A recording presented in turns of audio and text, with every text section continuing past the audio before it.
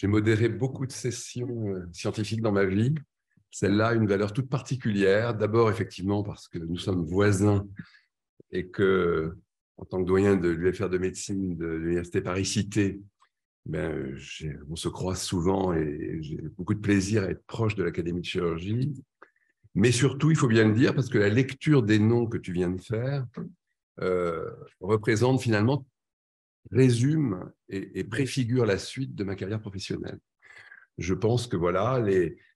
la quasi-totalité, peut-être à une exception près de ces noms, sont des professeurs ou futurs professeurs de l'Université Paris-Cité. Et puis, bien sûr, comme tu viens de le rappeler, émanent du service de pancréatologie de l'hôpital Beaujon ou des services qui lui sont, je dirais, scientifiquement et médicalement rattachés. Je pense à l'anatomie pathologique, je vois Maxime Renaud au fond de la salle, l'imagerie médicale et bien d'autres. Et donc, finalement, oui, ça témoigne d'une certaine forme d'accomplissement dans ce que nous avons il y a bien longtemps déjà, d'abord avec Pierre Bernade, puis moi à sa suite avec Philippe Lévy et maintenant Vinciane Rebourg, essayer de créer à Beaujon. Et je dois le dire, je le dis devant la chef de service actuelle, nous sommes un tout petit peu dépassés par le succès de l'initiative, puisque c'est vrai que ce mot pancréas est souvent suivi du mot Beaujon, et que nous ne répondons plus à la demande, puisque nous n'arrivons pas finalement à absorber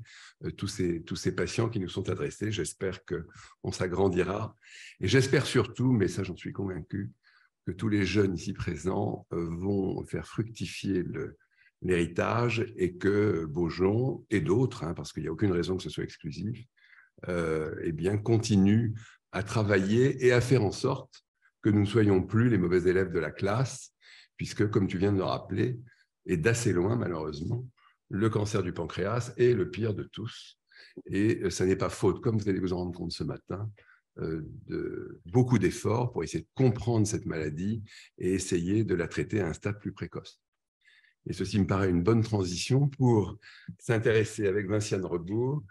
à ce qui se passe avant ce cancer et essayer, je n'ose pas dire à l'instar de ce qu'on peut faire dans le cancer colorectal, je crois qu'on en est encore assez loin, mais peut-être quand même dans une certaine mesure, d'attraper le patient ou le futur patient avant le cancer,